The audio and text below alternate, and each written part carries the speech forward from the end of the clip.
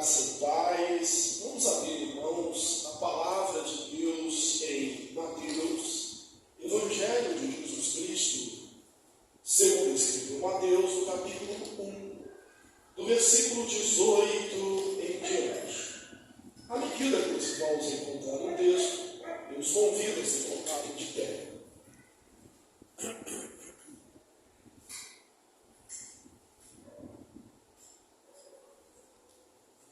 Amém? Nós lemos assim, a partir do versículo 18. Ora, o nascimento de Jesus Cristo foi assim. Estando Maria, sua mãe, esposada com José, sem que tivesse antes coabitado, achou-se grávida pelo Espírito Santo. Mas José, seu esposo, sendo justo e não a querendo infamar, resolveu deixá-la secretamente. Enquanto ponderava nessas coisas, eis que lhe apareceu em sonho um anjo do Senhor, dizendo: José, filho de Davi, não temas receber Maria, tua mulher, porque o que nela foi gerado é do Espírito Santo. Ela dará à luz um filho, e porás o nome de Jesus, porque ele salvará o seu povo dos pecados deles. Ora, tudo isso aconteceu para que se cumprisse o que fora dito pelo Senhor por intermédio do profeta. Eis que a virgem conceberá e dará à luz um filho, e ele será chamado pelo nome de Emanuel, que quer dizer Deus conosco. Despertado José do sono, fez como lhe ordenara o anjo do Senhor, e recebeu sua mulher.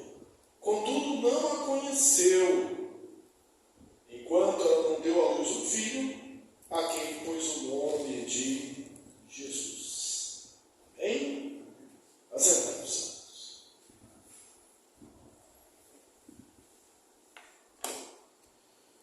Nós estamos falando sobre o Evangelho de Mateus, expondo de maneira sistemática esse Evangelho.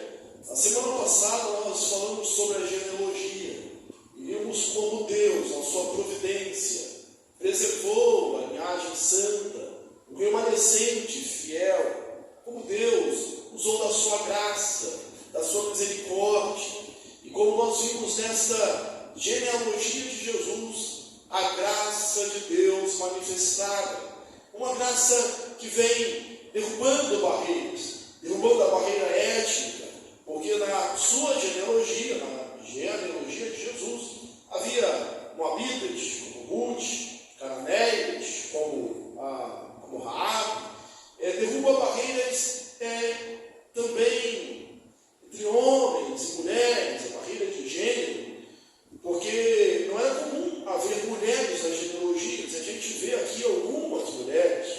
Derruba ainda aquela barreira da moralidade, do senso de que é o santo, o profano, quando Deus usa a quem Ele quer, como mulheres que aparecem nessa genealogia, Raabe, que era prostituta, como a própria Tamar, que se faz de uma prostituta e seduz Judá que cai nessa tentação, como Betseba, como Davi. Então Deus ele usa aqueles elementos, aquelas pessoas improváveis. Na verdade, Jesus se manifestou cheio de graça e de verdade. Se ele se manifestasse cheio de justiça e juízo, não ficaria ninguém de pé. Mas foi cheio de graça e de verdade. E hoje nós vamos dar continuidade aqui a partir do versículo de número 18. Ora, o nascimento de Jesus Cristo foi assim. E vamos esclarecer de início alguns conceitos. Por quê? Para a nossa mentalidade ocidental e atual, alguns termos aqui nos parecem um pouco confusos. Desposada, sem ter coabitado, noiva,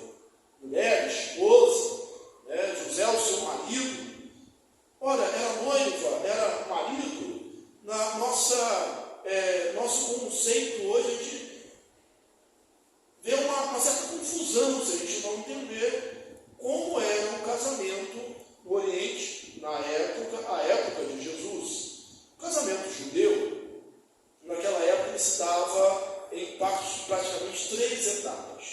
A primeira etapa era uma etapa chamada etapa do compromisso, quando não necessariamente os jovens, às vezes eram os pais, assumiam um compromisso, quando eles ainda eram crianças.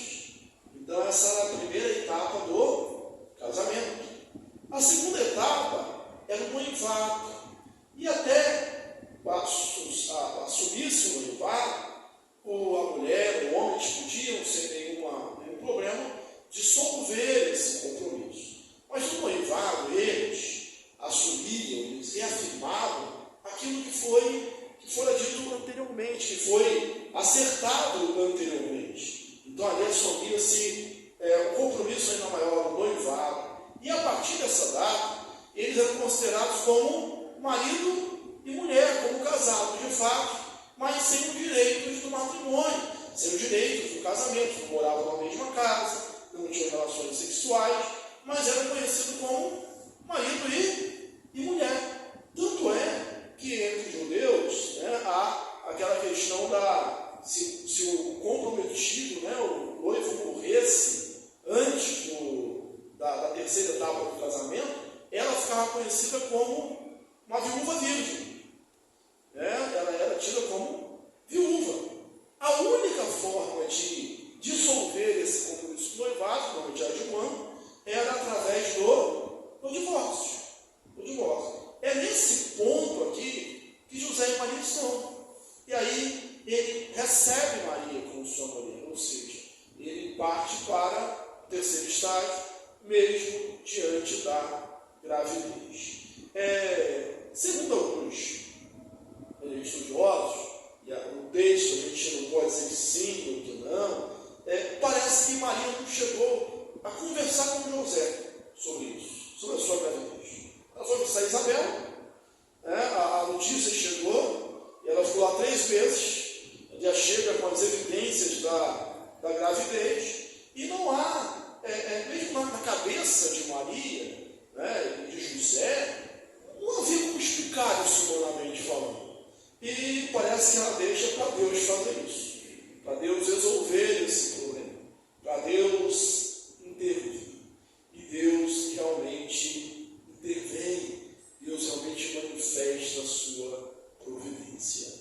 Há algumas coisas aqui, e sobre José especialmente, que eu gostaria de destacar logo no início. José era um homem piedoso, era um homem justo. E há uma palavrinha aqui que eu destaco, ele não a querendo infamar. É o querermos, é o desejar. Ele não queria o mal, ele não queria infamar Maria, apesar das evidências. E quantas vezes nós, que nos julgamos piedosos, nós que nos julgamos justos, santos, no sentido separado por Deus, infamamos as pessoas por muito menos. A Bíblia nos orienta, vai nos 10 mandamentos, não levantarás falso testemunho contra o seu próximo. Lembro que já citei aqui algumas vezes os 5 votos propostos por Adão Tozer, e um deles é que ele não levar adiante algo que possa prejudicar o seu irmão. Para se defender, para falar da sua inocência, José teria que automaticamente acusar Maria, porque a evidência ou a conclusão com base nas evidências é muito lógica. Você não é jovem, está noiva, não foi o noivo que a engravidou, logo ela aparece grávida, a conclusão que se tem é que houve uma traição, que houve um adultério. A pena na lei judaica para isso é o apedrejamento. E uns pormenores, você pode conferir em Deuteronômios, no capítulo 22 a 24, sobre essas questões. Alguns chegam a dizer que, nesse período, pela história, Roma não permitiu o apedrejamento. Porque Roma, que dominava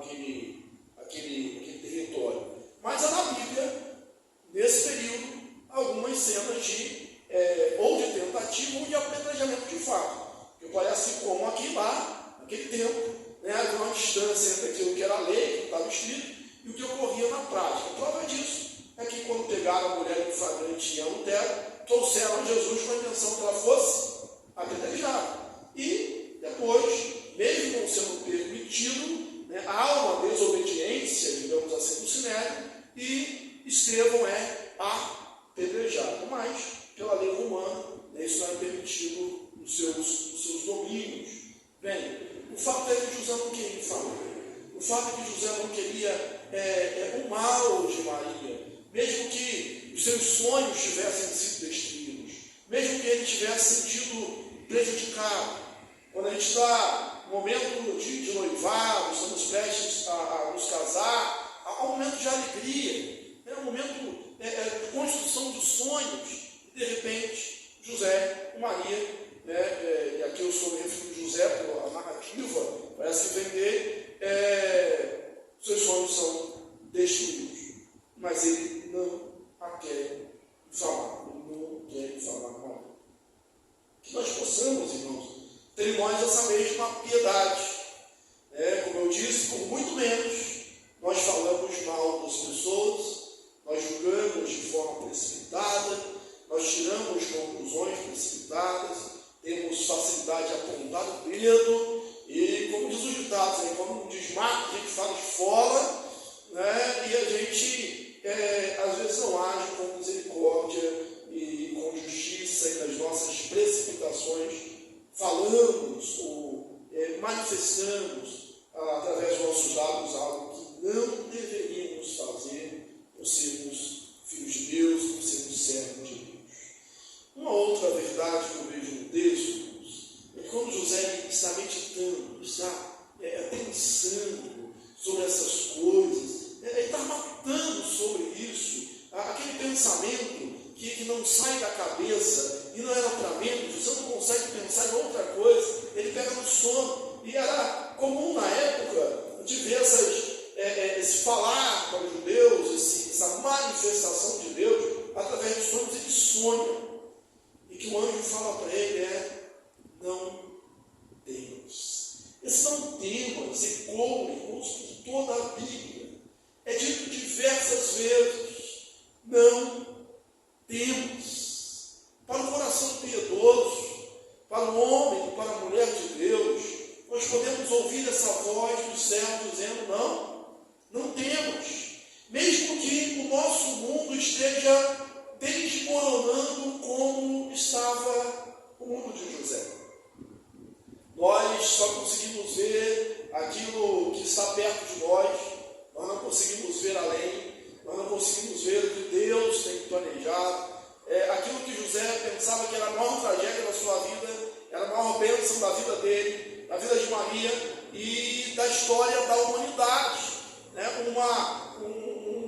A eternidade estava adentrando a temporalidade do homem. Deus estava vindo à terra, as profecias estavam se cumprindo, e ele estava tendo esse legado, essa responsabilidade, de como sendo a linhagem de Davi, dar o nome para o Senhor Jesus. Então, quando tudo parece perdido, quando as coisas parecem estar saindo fora os eixos, quando parece que as coisas não estão dando certo, lembre-se, Deus nunca perde o controle da história. Deus tem sempre o controle de todas as coisas. E nós podemos ouvir a sua voz dizendo, não temas. Outra verdade aqui de José é a obediência. Ele ouviu essa voz do anjo, ele entendeu a mensagem de Deus e ele recebeu logo Maria por sua mulher. E não a conheceu até que ela deu à luz o filho e lhe chamou Jesus. O nome é dito aqui algumas vezes, Jesus. Jesus é a forma grega do nome hebraico Josué, que significa Jeová salva. O Jeová é a salvação. O Salmo 130, versículo 8 diz que ele mesmo é quem redime a Israel de todas as suas iniquidades. Ele veio para ser o rei da linhagem de Davi, mas não só para ser o rei, mas também para ser o Salvador. nome dele será Jesus, porque ele há de salvar o seu povo dos pecados. Qual é a missão dele? Salvar o seu povo dos pecados deles. O nome dele será Jesus. E aqui ainda diz um nome profético que seria Emanuel, que quer dizer Deus conosco. O mais importante que nós temos é a encarnação. Toda a revelação de Deus, e manifesta de maneira grandiosa a encarnação, é que o nosso Deus não é um Deus distante, não é um Deus ausente. Além de ser, apesar de ser transcendente, ele é o Deus imanente. Apesar de ser grande, infinito, Deus grandioso, ele é o Deus que é acessível por meio de Jesus, e ele se encarna. João descreve isso dizendo que o Verbo se fez carne e habitou entre nós. O Verbo se fez carne e habitou entre nós. A certeza que nós temos, a alegria que nós temos, a força que nós temos para caminhar é que Deus está conosco. E Jesus, nosso Deus, é o Deus encarnado, é o Emanuel. E como isso é precioso, quando Deus ordena, lá mesmo, para que eles façam o tabernáculo e coloquem no meio do acampamento, ele fala assim, para que eu possa habitar no meio deles. Para que eu possa habitar no meio deles. Em Jesus, ele vem tabernáculo conosco. Quando ele dá a sua grande comissão, ali na ascensão ele diz, eu estarei convosco todos os dias, até a consumação dos séculos. Aquele grande dia da consumação dos séculos, Apocalipse 21, a gente ouve o anjo falando com João, diz, ouvi uma voz por detrás de mim dizendo, eis o tabernáculo de Deus com os homens. Deus estará no meio deles. Jesus é Deus conosco e os presentes. José não estava sozinho, no meio das suas dúvidas, no meio dos seus temores. Maria não estava sozinha, no meio das suas dúvidas, no meio dos seus temores. Nós também não estamos sozinhos, porque temos o Emanuel, o Deus conosco. A profecia de Isaías 14, 7, diz que a Virgem conceberá e dará à luz a um filho, a quem chamará de Emanuel. A profecia de Isaías, segundo alguns, se cumpre de maneira remota, no tempo de Isaías veio o nascimento do seu filho, mas a palavra virgem seria jovem, mas aqui a interpretação já do evangelista é que essa virgem é virgem no sentido de não ser tocada sexualmente. Essa profecia se cumpre de fato em Maria. Agora nós devemos ver em caixa alta, em destaque, o que é evidenciado de fato aqui é que ele foi gerado pelo Espírito Santo. É do Espírito Santo. E a concepção do judeu, depois a concepção cristã é mais ampliada pela revelação em relação ao Espírito Santo, mas os judeus já tinham alguns conceitos em relação ao Espírito Santo na época aqui de José. E eu vou falar essas 4 concepções. A gente vai guardar isso no coração. A primeira é que o Espírito Santo ele é aquele que revela. O Espírito Santo revela a vontade de Deus aos profetas, revela a vontade de Deus ao povo, revela a verdade de Deus, revela a vontade de Deus, revela a direção de Deus, revela o caminho de Deus. O Espírito Santo é aquele que revela. E aí Jesus ele vem ao mundo, ele vem concebido pelo Espírito Santo, é o nascimento sobrenatural, é algo que não acontece, algo que a ciência não explica, que os homens não acreditam, que não conseguem acreditar pela lógica, e nem José acreditou pela lógica, acreditou porque houve uma revelação de Deus, uma revelação celeste, uma intervenção divina. Ele vem e revela a verdade de Deus. Jesus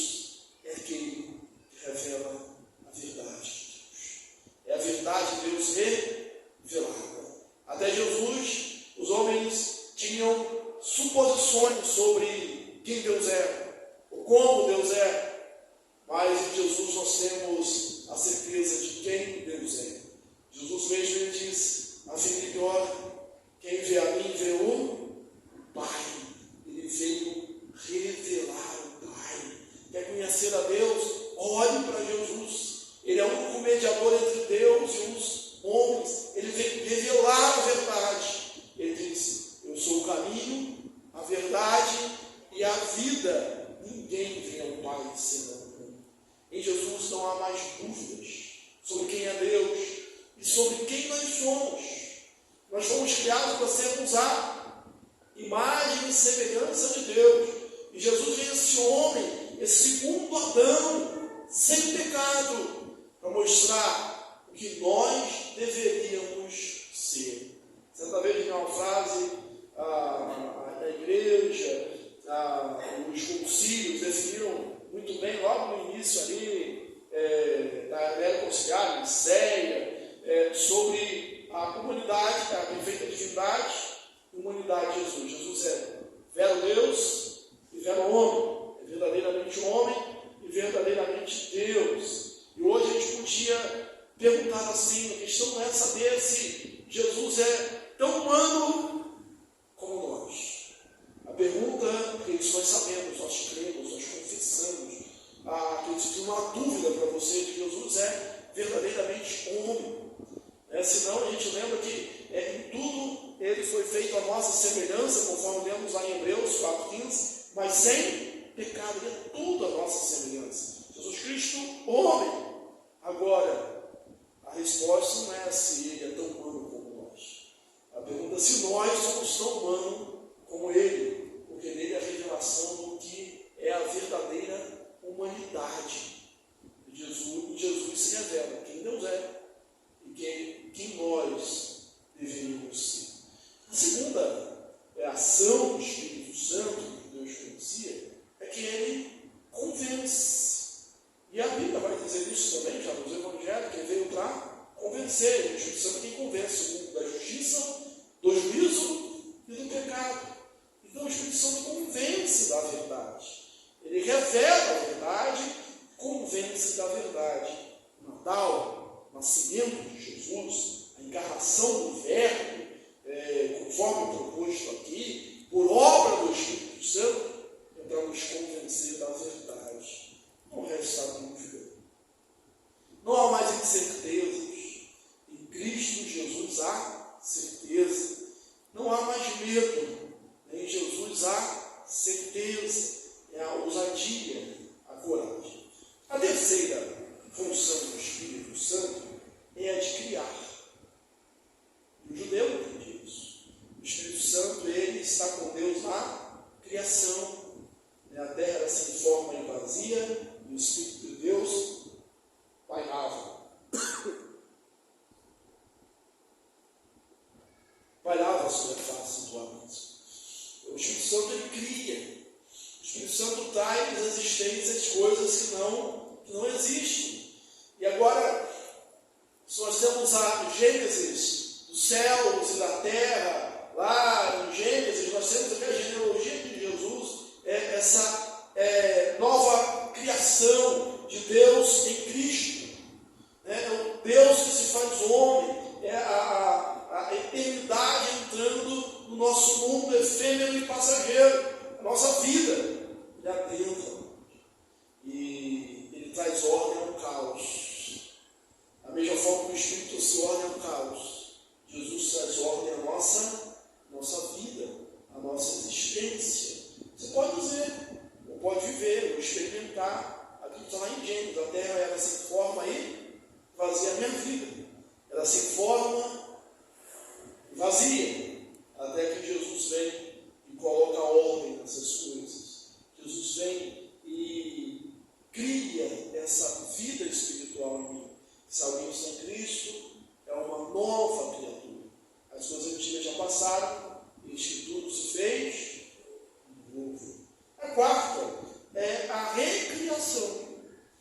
A gente lembra lá de Ezequiel, capítulo 37, aquela visão do vale dos ossos secos, quando o profeta ele levado àquele meio de ossos secos.